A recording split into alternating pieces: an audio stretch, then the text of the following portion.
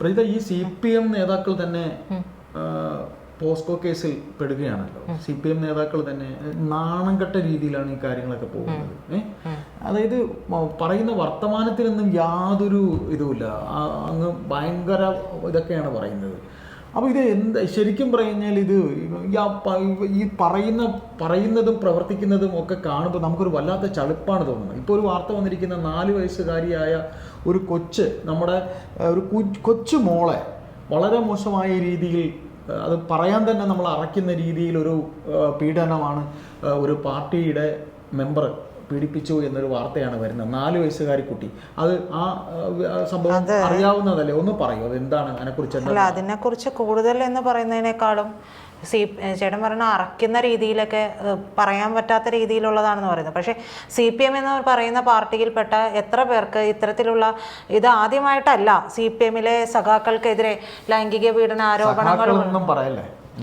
അവരുടെ വില പോകുന്നതാണ്, യഥാർത്ഥ സഖാക്കളുടെ വില പോകും. എന്തായാലും അവരുടെ ആളുകൾക്കെതിരെ കേസ് വരുമ്പോൾ അവർ മുക്കുകയും അവരുടെ ഈവൻ ഈ പൊളിറ്റിക്കൽ സെക്രട്ടറി ആയിട്ട് ഇരിക്കുന്ന ആളുടെ വരെ സൽഗുണ സ്വഭാവം എന്താണെന്നുള്ളതൊക്കെ അറിയാം. അവരെ സംരക്ഷിച്ചിട്ടുള്ള പിണറായി സർക്കാരിൻ്റെ നിലപാടുകളും എല്ലാവർക്കും അറിയാം. അപ്പോൾ ഈ ഒരു കൊച്ചുകുട്ടിക്ക് 4 വയസ്സേ ഉള്ളൂ, എൻ്റെ മകളെക്കാളും ഏതാനും വയസ്സ് കുറവ് മാത്രമേ ഉള്ളൂ. അപ്പോൾ ആ കുട്ടിക്ക് ഇത്തരത്തിലൊരു അനുഭവം ഉണ്ടായി എന്ന് പറയുമ്പോൾ സത്യം പറഞ്ഞു കഴിഞ്ഞാൽ തല കുനിഞ്ഞു പോവുകയാണ്. എനിക്കും ഭയങ്കര പേടിയാണ് ആക്ച്വലി. ഈ നാട്ടിൽ ആരെയാണ് വിശ്വസിക്കേണ്ടതെന്ന് അറിയാത്ത ഒരു അവസ്ഥയിലേക്ക് ഓരോ അമ്മമാരും, പ്രത്യേകിച്ച് പെൺമക്കൾ ഉള്ളവരുടെ അമ്മമാർ എന്ന് പറയേണ്ടി വരും. ഇതില് അച്ഛന്മാരുടെയും ശരിയാണ്, എല്ലാവരുടെയും മാത്രമല്ല. ഇപ്പൊ പെൺകുട്ടികളെന്നും പറയാൻ പറ്റില്ല. പ്രകൃതി വിരുദ്ധ പീഡനങ്ങളും കൂടി വരുന്ന ഒരു സമയം കൂടിയാണിത്. ഈ പറയുന്ന പി കെ സുബ്രഹ്മണ്യൻ എന്ന് പറയുന്ന ഇവരുടെ നേതാവാണ് ഈ എന്താ പറയാ ഈ ഹീനമായ പ്രവൃത്തി, തോന്നിയാസം, ചെറ്റത്തരം കാണിച്ചിരിക്കുന്നത് എന്ന് പറയാം.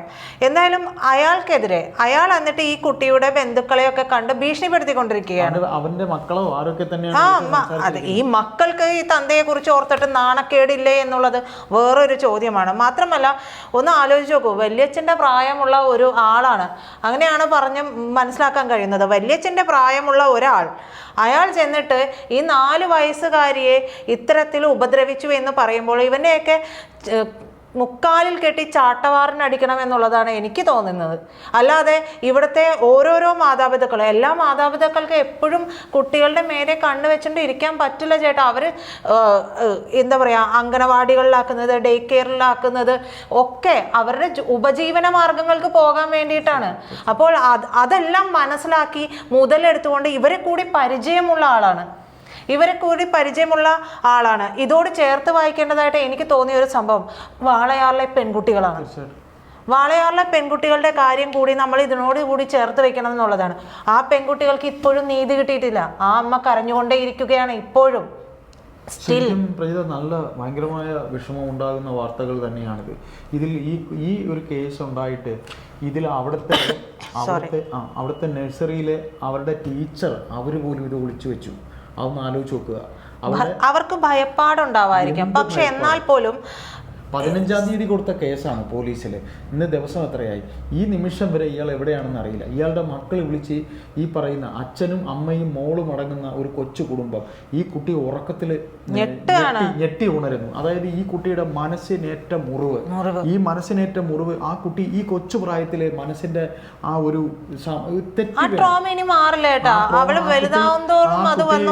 കുട്ടി ഇനി വലുതായി അതിനൊരു വിവാഹ ജീവിതത്തിലേക്ക് പോകുന്ന, അതിൽ ഒരു കാര്യം കൂടെ കുട്ടികളുടെ അമ്മയും അച്ഛനും പറയുന്നുണ്ട്, ഞങ്ങളുടെ കുട്ടി പഠിക്കട്ടെ, വിവാഹം എന്ന് പറയുന്നതൊക്കെ നിങ്ങൾ എന്തിനാ ഞങ്ങളോട് സംസാരിക്കുന്നത് എന്ന് ഒക്കെ ഈ പറയുന്ന ആയ അവരോട് സംസാരിച്ചിരുന്നു. വിവാഹം കഴിച്ച് പോകേണ്ട കുട്ടിയല്ലേ, എങ്ങനെ ഞാനിത് നിങ്ങളോടൊക്കെ പറയുമെന്ന്. അപ്പം എന്താണ് ഇതൊക്കെ മനസ്സിലാക്കാനുള്ളത്? ഇത് ഒരു വല്ലാത്ത ചേട്ടാ, ഇതിപ്പോ നമ്മൾക്ക് സത്യം പറഞ്ഞാൽ നിർവികാരതയാണ് തോന്നുന്നത്. കാരണം നമ്മൾ നമ്മുടെ പോലീസ് സംവിധാനത്തിനെ കുറ്റം പറയണോ അതോ ഭരണ സംവിധാനത്തിനെ കുറ്റം പറയണോ? നമ്മൾ എത്ര പറയും, എന്തോരം പറയും? ഇതിനകത്ത് നമ്മുടെ സമൂഹത്തിന് വന്നിരിക്കുന്ന മാറ്റമാണിത്. സമൂഹത്തിൽ ഇപ്പോൾ വന്നിരിക്കുന്ന മാറ്റം അത്ര കണ്ട് അത് എന്തെന്ന് ചോദിച്ചു കഴിഞ്ഞാൽ അതിനുള്ള ഉത്തരം പറയാൻ തുടങ്ങിയാൽ അത് നിരവധി കാര്യങ്ങൾ പറയേണ്ടി വരും. കാര്യം ഒന്ന്, നമ്മുടെ ഈ പറയുന്ന ഫോണെന്ന് പറയുന്നതിലൂടെ വിരൽത്തുമ്പിൽ കിട്ടാവുന്ന പല കാര്യങ്ങളും, അതായത് ഈ പോൺ വീഡിയോസ് എന്നൊക്കെ പറയുന്നത് അത്ര കണ്ട് കലുഷിതമാണ്. ചേട്ടാ ഇതൊക്കെ ചെയ്യുമ്പോൾ ഇതൊക്കെ പണ്ട് കാലത്ത് പല രീതിയിൽ നടന്നുകൊണ്ടിരുന്ന ഒരു സംഭവമാണ്.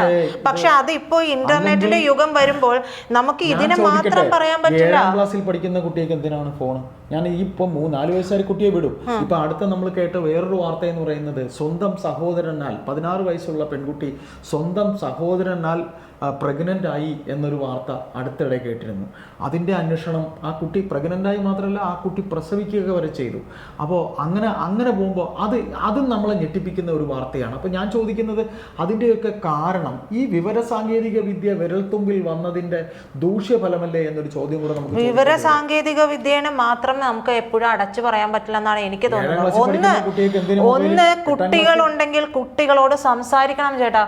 കുട്ടികളോട് സംസാരിക്കാനുള്ള സമയം കണ്ടെത്തണം. കണ്ടെത്തിയേ മതിയാവൂ.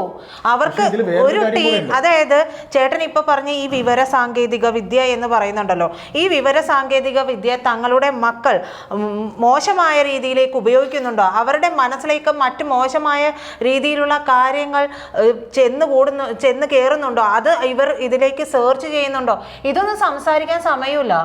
ഞാൻ കഴിഞ്ഞ ദിവസം ഒരു ഡിബേറ്റിൽ പറഞ്ഞിരുന്നു, ഒരു പരസ്യമാണ്, വിവോ ഫോണിന്റെ പരസ്യമാണെന്ന് തോന്നുന്നു. ആ കുട്ടീനോട് ചോദിക്കുമ്പോൾ കുട്ടി പറയുന്നത് എന്താകണമെന്ന് ചോദിക്കുമ്പോൾ പറയുന്നത് ഫോണായാൽ മതി. കാരണം എന്താ, അച്ഛന് ഏറ്റവും ഇഷ്ടം ഫോണാണ്. ഇത് അച്ഛൻ എന്ന ആ പരസ്യത്തിൽ പറയുമ്പോൾ ഇപ്പുറത്തെ അമ്മയും ഇത്തരത്തിൽ തന്നെയാണ്. നമ്മളൊക്കെ ജോലിക്ക് പോകുന്നു വരുന്നു, പക്ഷെ കുട്ടികളോടുള്ള സംസാരങ്ങൾ കുറയുന്നു.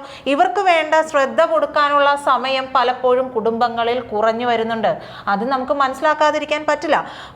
പക്ഷേ അതിനോടൊപ്പം തന്നെ നമ്മൾ എപ്പോഴും ഭരണ സംവിധാനത്തിനെ പറയുന്നു. നമ്മുടെ വീടുകളിൽ ഇത്രയേറെ നമുക്ക് ചുറ്റുമുള്ളതൊക്കെ ഇത്രയേറെ ലൈംഗിക തൃഷ്ണയുള്ള അതിനുവേണ്ടി മാത്രം ജീവിക്കുന്ന ആൾക്കാരായിട്ട് മാറുന്നുണ്ട്. കുട്ടികളുടെ കാര്യം അവർക്ക് വിവരമില്ലാത്തതുകൊണ്ടാണ്. അവർ ആ ടീനേജിലാണ് ഇതിലേക്ക് പോകുന്നത്. ക്യൂരിയോസിറ്റിയാണ്, അത് അറിയാനുള്ള ശ്രമമാണെന്ന് വെക്കാം. പക്ഷേ ഈ പ്രായമുള്ള ആളുകളൊക്കെ ഇത്രയേറെ എന്താ പറയുക, ഇത്രയേറെ നാൾ ജീവിച്ച് അനുഭവ സമ്പത്തുള്ള, ഇനി ഇതൊന്നും വേണ്ടെന്ന്, ഇതൊക്കെ എന്താണെന്ന് മനസ്സിലായിട്ടുള്ള ഒരാളാണ്. ഈ മനസ്സിലായിട്ടുള്ള ഒരാളാണ് ഈ കൊച്ചു കുട്ടിയുടെ അടുത്ത് ഈ ലൈംഗിക വൈകൃതം കാണിക്കുന്നത്. അതിനെ എന്ത് പറഞ്ഞിട്ടാണ് ചേട്ടാ ന്യായീകരിക്കുന്നത്? അതും ഈ പോൺ വീഡിയോസിന്റെ മാത്രമാണോ? ഞാൻ ചോദിക്കട്ടെ, ഈ എനിക്കറിയില്ല ചോദിക്കാൻ പറ്റുമോ എന്ന്, പക്ഷെ എന്നാലും ഞാൻ ചോദിക്കട്ടെ, ഈ കുട്ടിയെ മാത്രമേ ഇയാൾക്ക് കണ്ടുള്ളൂ? അല്ല, ഇതിനകത്ത് അങ്ങനെ ഞാൻ പറഞ്ഞത് എന്തുകൊണ്ടെന്ന് ചോദിച്ചാൽ, നമ്മുടെ ഇന്ത്യ ഗവൺമെന്റ് ഈ കുട്ടികളെ ഇങ്ങനെ പീഡിപ്പിക്കുന്ന വീഡിയോകളുള്ള സൈറ്റുകൾ നിർത്തലാക്കിയിട്ടുണ്ട്. അതായത് അതൊക്കെ മാനസിക വൈകല്യമാണ്, അതിന് നമുക്കൊന്നും പറയാൻ പറ്റില്ല. കാര്യം കേന്ദ്ര ഗവൺമെന്റ് അങ്ങനത്തെ സൈറ്റുകൾ, അതായത് നമ്മുടെ കേരള പോലീസ് വരെ ഒരിടയ്ക്ക് പറയുന്നുണ്ടായിരുന്നു, അങ്ങനത്തെ സൈറ്റുകളിലേക്ക് പോകുന്ന നമ്പറുകളെ സെർച്ച് ചെയ്ത് പിടിക്കുമെന്ന് വരെ പറഞ്ഞിട്ടുണ്ടായിരുന്നു. അതൊക്കെ ഒരു മനുഷ്യന്റെ മാനസിക. ചേട്ടാ, ഒരുപാട് സൈറ്റുകൾ, പോൺ സൈറ്റ്, എത്രയോ സൈറ്റുകളാണ് നിരോധിച്ചിട്ടുള്ളത്. അതെ, ഞാൻ പറയുന്നത് അതിപ്പോൾ ചോദിച്ചില്ലേ, പ്രജിത ഇപ്പോൾ സംസാരിച്ചപ്പോൾ പറഞ്ഞു എന്തുകൊണ്ട് ഇയാളെ ജീവിതത്തിൽ ഇതെല്ലാം കഴിഞ്ഞ ഒരാളെന്നല്ലേ പറഞ്ഞു. ജീവിതത്തിൽ കഴിഞ്ഞ ഒരാളാണ്, അപ്പൂപ്പനാണ്, അയാൾക്കൊന്നും അറിയാത്തൊന്നുമില്ല, അയാൾ ജീവിത വഴിയിൽ അയാളിങ്ങനെ വലിയച്ഛൻ്റെ എന്ന് പറഞ്ഞാൽ അപ്പൂപ്പൻ തന്നെ 60 വയസ്സ് കഴിഞ്ഞാൽ. അതൊക്കെ മാനസിക രോഗമാണ്. ഇതൊക്കെ മാനസിക രോഗമാണ്. ഇത് ഇങ്ങനെ ഈ ഒരു കേസ് മാത്രമല്ല, നിരവധി കേസുകൾ ഇങ്ങനെ വയസ്സായവരുടെ, ഇത് മനസ്സിന്റെ വൈകൃതമാണ്. അതിന് ചികിത്സിച്ച് ഭേദമാക്കുക എന്ന് പറയുന്നത് അങ്ങനെ ആയിപ്പോയി. അങ്ങനെ ആയിപ്പോയി എന്നല്ല, ഇപ്പൊ ഇവരെ സംരക്ഷിക്കാൻ ശ്രമിക്കുന്നു.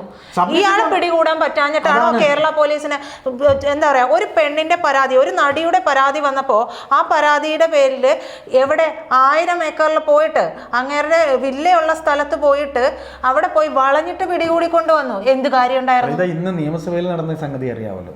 കൂത്താട്ടുകുളത്തെ വിഷയത്തിൽ പ്രതിപക്ഷ നേതാവിനെ സംസാരിക്കാൻ സമ്മതിച്ചില്ല. അദ്ദേഹം എന്തായിരുന്നു ചോദിച്ചത്?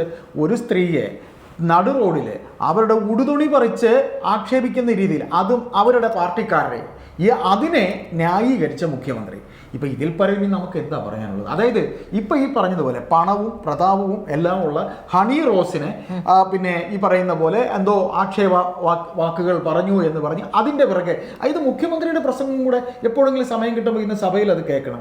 അദ്ദേഹത്തിനൊക്കെ ഇതൊക്കെ വെറും എന്താ പറയാ, വെറും നിസ്സാരമാണ്. സ്വന്തം മേത്ത് തട്ടുന്നില്ലെന്നേ. മോളുടെ കാര്യം നിയമസഭയിൽ ചോദിച്ചപ്പോ മറ്റുള്ളവന്റെ ചെറുപ്രായമുള്ള കുട്ടികളെ കുട്ടികളെ ഉപദ്രവിച്ചാൽ വരെ അതൊരു പ്രശ്നമല്ലാത്ത രീതിയിലേക്ക് നമ്മുടെ ഭരണ സംവിധാനം പോലും മാറിപ്പോയിരിക്കുന്നു എന്നുള്ളതാണ്. ചേട്ടൻ ഒന്ന് ആലോചിച്ച് നോക്കൂ. ഇനി വരുന്ന ഇലക്ഷനിലും കയറാൻ പോകുന്നത് ഇവർ തന്നെയാണ്. ഇവിടെ എന്തായിരിക്കും നടക്കാൻ പോകുന്നത്? അതായത് ഇതിനകത്ത് വേറൊരു കാര്യം കൂടെ നമുക്ക് പറയേണ്ടി വരും. നമ്മളിപ്പോൾ ഇടയ്ക്കൊരു 14 വയസ്സും 16 വയസ്സും പറഞ്ഞു. ഇതിനകത്ത് അത് ശരിക്കും അന്വേഷണമൊക്കെ പോകേണ്ട ഒരു സംഗതിയാണ്.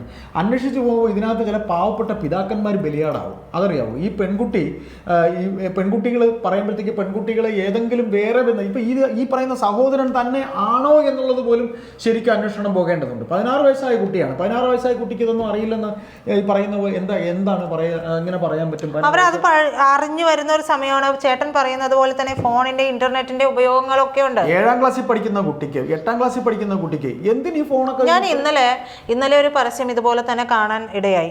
അവർ ഒരു ഗൈനക്കോളജിസ്റ്റിനെ ചെന്നിട്ട് കാണുകയാണ്. അവരവരുടെ സംശയങ്ങൾ ചോദിക്കുകയാണ്. അപ്പോൾ ഈ ചെറിയ ചേട്ടൻ പറയുന്ന ഒരു ഏജ് ഗ്രൂപ്പിലുള്ള കുട്ടികളാണ്, കുറച്ച് പെൺകുട്ടികളാണ് ചെല്ലുന്നത്. അവർ ചോദിക്കുന്നത് മാസ്റ്റർബൈറ്റിനെ കുറിച്ചും മറ്റുള്ളതിനെ കുറിച്ചും ഒക്കെയാണ് ചോദിക്കുന്നത്. അപ്പോൾ ഈ ഡോക്ടർ ഉത്തരം പറയുകയാണ്. അപ്പോൾ ഈ ഡോക്ടർ ഉത്തരം പറഞ്ഞതിനെ തുടർന്ന് പിന്നെ കാണിക്കുന്ന സീൻ എന്ന് പറഞ്ഞിട്ടുണ്ടെങ്കിൽ ഈ ഡോക്ടറെ വളഞ്ഞിട്ട് പറയുകയാണ്. വളഞ്ഞിട്ട് ഇവരുടെ മാതാപിതാക്കൾ വഴക്ക് പറയുകയാണ്. അപ്പോൾ ഡോക്ടർ ചോദിക്കുന്നത്, ആസ് എ ഗൈനക്കോളജിസ്റ്റ് എന്നോട് ചോദിച്ചതിന് എനിക്ക് മറുപടി പറയേണ്ടി വരുന്നു. അതായത് ഉത്തരം നൽകാൻ, ഒരു സംശയം വന്നിട്ടുണ്ടെങ്കിൽ അതിന് ഉത്തരം നൽകാൻ അവർ ബാധ്യസ്ഥയാണ്. അവരുടെ എന്താ പറയുക, പ്രൊഫഷൻ വെച്ചിട്ട് അവരത് പറഞ്ഞു കൊടുത്തു. എന്നിട്ട് ഇവർ പറയുകയാണ്, ഇവർക്ക് അറിയാമോ നല്ലതെന്താണ് ചീത്ത എന്താണെന്ന് അറിയാമോ? അപ്പോൾ ഈ ഡോക്ടർ പറയാണ്, നിങ്ങൾക്ക് എല്ലാം സംസാരിക്കാമെന്നുണ്ടെങ്കിൽ എന്തുകൊണ്ട് ഈ കുട്ടികൾ എൻ്റെ അടുത്ത് വന്ന് ചോദിച്ചു? തീർച്ചയായിട്ടും അച്ഛനും അമ്മയും ഒരു പ്രായത്തില് നമ്മുടെ ഇവിടെ എന്താന്ന് വെച്ചാൽ അതെ, ഈ ഒരു നമ്മുടെ ഇവിടെ ഇപ്പൊ നടക്കേണ്ട ഒരു കാര്യം എന്ന് പറഞ്ഞാലേ സെക്ഷൽ എഡ്യൂക്കേഷൻ കൂടി തീർച്ചയായിട്ടും വരേണ്ടതാണ്. സെക്ഷൽ എഡ്യൂക്കേഷൻ വരണം. അത് പറയുമ്പോഴേക്കും വേറെ രീതിയിലേക്ക് പോവുകയാണ്. അതില്ല, അത് പക്ഷേ അത് പറഞ്ഞൂടെ? അത് ചേട്ടൻ പറഞ്ഞതുപോലെ ഇനി പക്ഷെ പറഞ്ഞു കൊടുക്കാൻ ബുദ്ധിമുട്ടാണ്. അമ്മയ്ക്ക് പറഞ്ഞു കൊടുക്കാമല്ലോ, മകൾക്ക് പറഞ്ഞു കൊടുക്കാൻ പറ്റും. അച്ഛനോട് മകന് ചോദിക്കാം. അത്ര ഓപ്പൺ മൈൻഡ് ആയിട്ട് പറയാന്നും. ഇതെല്ലാം ഗൈനക്കോളജിസ്റ്റ് പറഞ്ഞപ്പോഴത്തേക്ക് അത് എന്തിനാ ചോദിക്കാൻ പോയി? അച്ഛനമ്മമാരെ അവരെയാണ് ആദ്യം തല്ലേണ്ടത്. ഇവർക്ക് പറഞ്ഞു കൊടുക്കാൻ പാടില്ലേ? ആദ്യം പറയുന്നത് ഇതിനകത്ത് ഒറ്റ സംഗതിയേ ഉള്ളൂ. അച്ഛനും അമ്മമാരും ഇന്നത്തെ ഈ സമൂഹത്തിൽ ഈ കുട്ടികൾ ഇങ്ങനെ കാണിക്കുകയാണെങ്കിൽ അതിന്റെ ഏറ്റവും വലിയ ഉത്തരവാദികൾ ഈ അച്ഛനും അമ്മയും തന്നെയാണ്. ഒരു വിഭാഗം ശരിയാണ്. ഒരു വിഭാഗം കുട്ടികളെ എന്തൊക്കെ പറഞ്ഞാലും അവർ കണ്ണുവെട്ടിച്ച് ഇത്തരം കാര്യങ്ങൾ ചെയ്യുന്നുണ്ട്, അല്ലെങ്കിൽ മറ്റുള്ളവർ ചെയ്യുന്നുണ്ട്, മുതിർന്നവർ ചെയ്യുന്നുണ്ട്, ഇല്ലെന്നൊന്നും ഞാൻ പറയുന്നില്ല. പക്ഷേ ഇവിടെ നമ്മൾ ആരെ എപ്പോഴും നിരന്തരം പഴിച്ചുകൊണ്ടിരിക്കുന്നതിൽ മാത്രം കാര്യമുണ്ടോ എന്നുള്ളതാണ് കാര്യം. ഇതിനകത്ത് നമ്മൾ പറയുമ്പോൾ ചിലപ്പോൾ നിയമവ്യവസ്ഥയെ കുറിച്ചൊക്കെ നമുക്ക് പറയേണ്ടി വരും. നമ്മൾ പിന്നെ അതിന്റെ പുറകെ നമ്മൾ കേസും കാര്യങ്ങളായിട്ട് പോവേണ്ടി വരും. അപ്പോൾ ഇതിൽ ഒന്നാമത്തെ ഒരു കാര്യം എന്ന് വെച്ച് കഴിഞ്ഞാൽ നമ്മൾ മനസ്സിലാക്കേണ്ട, നമുക്കൊരു സംസ്കാരമുണ്ട്. ആ സംസ്കാരത്തിന് പറ്റാത്ത ഒരുപാട് സംഗതികൾ. ഇപ്പോൾ കഴിഞ്ഞ ദിവസം കൽക്കട്ടയിൽ ഒരു ഡോക്ടറെ ക്രൂരമായി ബലാത്സംഗം ചെയ്ത ഒരു പ്രതി, അവൻ എന്താ പറഞ്ഞത്? അവൻ എന്ത് പച്ച കള്ളമാണ് അവൻ പുലമ്പുന്നത്. എന്നിട്ട് അവന് വധശിക്ഷയാണ് കിട്ടിയത്. അപ്പൊ വധശിക്ഷയല്ല, അവന് ജീവപര്യന്തമാണ് കിട്ടിയത്. വധശിക്ഷയ്ക്ക് സർക്കാർ പറഞ്ഞിരിക്കുന്നു, മമതാ ബാനർജി പറഞ്ഞിരിക്കുന്നു. ക്ഷമിക്കുക, അതറിയാതെ പറഞ്ഞത്. അപ്പോൾ ഇതിനകത്ത് ഒരു വിഷയം എന്ന് പറഞ്ഞു കഴിഞ്ഞാൽ എനിക്ക് ഇത്ര പറയാനുള്ളൂ. ഇതിൽ ഒന്ന് സെക്സ് എഡ്യൂക്കേഷൻ, 2 മാതാപിതാക്കൾ അവരുടെ കുട്ടികളുടെ സംശയങ്ങൾ അച്ഛനോട് ചോദിച്ചാൽ പറയാൻ അച്ഛൻ എന്തിനു മടിക്കണം? കുട്ടികളുടെ അടുത്ത് നമുക്കിത് കൊടുക്കാം. ഈ മുതിർന്നവരുടെ അടുത്ത് എന്താണ് ചെയ്യേണ്ടത്? ഇവരൊക്കെ ഞാൻ ചോദിക്കട്ടെ, ചില സമയത്തെങ്കിലും അത് ഞാൻ പറഞ്ഞ ഇപ്പോഴും വാളയാറിലെ കുട്ടികൾ കരഞ്ഞുകൊണ്ടിരിക്കുക തന്നെയാണ് ചേട്ടാ. തീർച്ചയായിട്ടും അതൊന്നും കുട്ടികൾ കരഞ്ഞുകൊണ്ടിരിക്കുകയാണ്. അവർക്കൊപ്പം നമ്മളും കരയും. ഞാൻ ഇടയ്ക്കിടയ്ക്ക് ഈ വാർത്ത കാണുമ്പോൾ ഞാൻ ആലോചിക്കും, ദൈവമേ എന്തൊരു ക്രൂരതയാണ്. നമ്മള് ശരിക്കും മനസ്സുള്ള മാതാപിതാക്കൾ ഇത് കണ്ടാൽ നമ്മൾ ഇതൊക്കെ കാണുമ്പോൾ നമ്മുടെ മനസ്സ് വേദനിക്കുക തന്നെ ചെയ്യും. പിന്നെ രണ്ടാമതൊരു കാര്യം എന്ന് പറഞ്ഞു കഴിഞ്ഞാൽ ഈ വയസ്സ് ചെന്ന ഈ പറയുന്ന ആൾക്കാരുടെ ഇതൊക്കെ ഈ പറയുന്ന ഇപ്പം എന്താ വിനായകൻ തുണിയില്ലാതെ നിന്നെന്ന് പറഞ്ഞുകൊണ്ട് വാർത്ത വന്നിരിക്കുന്നു. ഇതൊക്കെ വൈകൃതങ്ങളാണ്. ഇതൊക്കെ മാനസിക രോഗം എന്ന് തന്നെ പറയേണ്ടി വരും. മാനസിക രോഗികളാണ്. മാനസിക രോഗത്തിന് കൃത്യമായ ചികിത്സ കൊടുക്കുക എന്നുള്ളതല്ലാതെ ഇതിന് വേറൊന്നും പറയാൻ പറ്റില്ല. അതിന് സപ്പോർട്ട് ചെയ്യുന്ന ഒരു പാർട്ടി എന്ന് പറയുമ്പോൾ നാളിതുവരെ ആ പാർട്ടിയെക്കാളും നാണം കെട്ടത് എന്ന് പറയുന്നത് ഇവരുടെ മക്കള് ഈ കുട്ടിയുടെ അമ്മയും അച്ഛനെയും ഭീഷണിപ്പെടുത്തിയിട്ടുണ്ടെങ്കിൽ അവർ നാളത്തെ ഇത്തരത്തിൽ ചെയ്യുന്ന പ്രവൃത്തി ചെയ്യുന്നവരല്ലാന്ന് നമുക്ക് പറയാൻ പറ്റില്ല. കാരണം അച്ഛന്റെ ഇത്തരം ഒരു വൈകൃതത്തിന് കൂട്ടു നിൽക്കുന്ന, അച്ഛനെ രക്ഷിക്കാൻ വേണ്ടി അവരെ ഭീഷണിപ്പെടുത്തുന്ന മക്കൾ നാളെ സമൂഹത്തിൽ ഇതിനപ്പുറം കാണിച്ചില്ലെങ്കിലേ അത്ഭുതമുള്ളൂ എന്നാണ് എനിക്ക് തോന്നുന്നത്. വിശ്വസിക്കാൻ പറ്റും എന്നുള്ള രീതിയിലേക്കാണ്. ഇല്ല, വിശ്വസിക്കാൻ ബുദ്ധിമുട്ടാണ്. ഓരോരോ കേസുകൾ ചേട്ടാ, ഓരോരോ കേസുകൾ വരുമ്പോഴും ഇവിടെ ഞാനും ഐശ്വര്യം ഓരോ കേസുകൾ പറയും. ഞങ്ങൾ പരസ്പരം ഇങ്ങനെ പറയാറുണ്ട് ഇടക്കിടക്ക്. ആരെ വിശ്വസിക്കും? കുട്ടികളുടെ കാര്യത്തിൽ എന്തൊരു കുട്ടികളുള്ള അച്ഛനമ്മമാർക്ക് ശരിക്കും ആദ്യം തന്നെയാണ്. അതിന് എത്ര മുതിർന്ന കുട്ടികളായിരുന്നാലും കൊച്ചുകുട്ടികളെ പ്രജിത പറഞ്ഞ പോലെ ഈ 4 വയസ്സുകാരി മകള് ഞാൻ ആരെ വിശ്വസിക്കും? ചേട്ടാ, ഞാൻ എൻ്റെ കുട്ടിക്ക് പറഞ്ഞു കൊടുക്കുന്നത് ഇപ്പൊ എല്ലാവരും പറഞ്ഞു ഗുഡ് ടച്ച് ബാഡ് ടച്ച് പറഞ്ഞു കൊടുക്കേണ്ട ഒരു അവസ്ഥയാണ്. അതായത് പറഞ്ഞു കൊടുക്കേണ്ടി വരികയാണ്. പണ്ടും ഇത്തരത്തിലുള്ള ആൾക്കാരുണ്ടെങ്കിലും ഇപ്പോൾ ഇത്തരത്തിലുള്ള വൈകൃതങ്ങളുള്ള ആൾക്കാരെ കൊണ്ട് തിങ്ങി എന്ന് വേണം പറയാൻ. കുട്ടികളെ എന്ത് ധൈര്യത്തിലാണോ ഒന്ന് ചേർത്ത് പിടിക്കുന്നത് എന്ന് പോലും നമുക്കുള്ളിലൊരു ഭീതിയാണ്.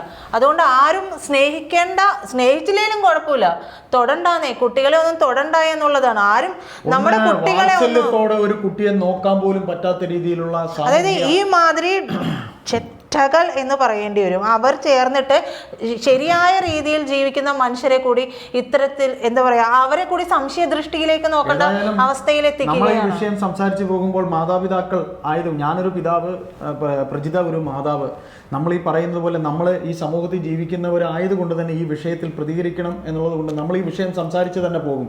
ഇതിൽ നമുക്ക് തോന്നുന്ന ഒറ്റ നെറികേട് തോന്നുന്നത്, ആദർശം പറയുകയും മുക്കിനെ എല്ലാം വിളമ്പുകയും ചെയ്യുന്ന ഒരു പാർട്ടിക്ക് ഇതുപോലുള്ളവന്മാരെയൊക്കെ എന്തിന് ചുമക്കണം? നാണമില്ലേ നിങ്ങൾക്ക് ഇതുപോലത്തെവന്മാരെ ചുമക്കാനായിട്ട്? പോലീസിനെ വെറുതെ കുറ്റം പറയാനും നമുക്ക് കഴിയില്ല. കാര്യം ഗ്രീഷ്മയുടെ കേസിൽ ഈ കേസ് തുടങ്ങിയ സമയത്ത് ഇതിനെ വഴിതെറ്റിച്ച് തമിഴ്നാടും കൊണ്ടുപോയി ഈ കേസ് മാറ്റാനും അവിടുത്തെ ഒരു CPM നേതാവ് തന്നെ ഇതിനൊരു ഭയങ്കര തിരക്കഥ എഴുതാനും ഒക്കെ അന്ന് ശ്രമിച്ചതായിട്ട് അന്ന് നമുക്കറിയാവുന്ന ഒരു വാർത്തയാണ്. പക്ഷേ എന്തോ ആ കേസിൻ്റെ ശരിക്കുള്ള ഒരു അവസ്ഥയിലേക്ക് എത്തി. അവിടെ അപ്പം നല്ല പോലീസുകാരുണ്ട്. അപ്പം നമുക്ക് പോലീസുകാരെ അടച്ചേക്ഷവിക്കാൻ പറ്റില്ല. എങ്കിലും എന്തുകൊണ്ട് പോലീസ് ഈ കാര്യങ്ങൾ ചെയ്യുന്നില്ല എന്നുള്ളത് ഒരു ചോദ്യം തന്നെയാണ്. അത് ഭരണ സംവിധാനത്തിന്റെ തന്നെയാണെന്ന്. എന്നിട്ട് എന്തിന് ഭരണ സംവിധാനത്തിന്റെ മിടുക്കരായ ഉദ്യോഗസ്ഥരുണ്ടെന്നേ, എന്തിനിങ്ങനെ ഇയാളിങ്ങനെ വാചാലനായി സംസാരിക്കുന്നു? ഇയാൾക്ക് നാണമില്ല. സ്വന്തം പാർട്ടിയിൽപ്പെട്ട ഒരു കേഡറെ ഇത്തരത്തിൽ അല്ല, സ്വന്തം പാർട്ടിയിൽപ്പെട്ട വനിതാ കേഡർ ഇത്തരത്തിൽ ഉപദ്രവിച്ചിട്ട് ഇത്തരത്തിൽ വാചാലമായി സംസാരിക്കുന്നു.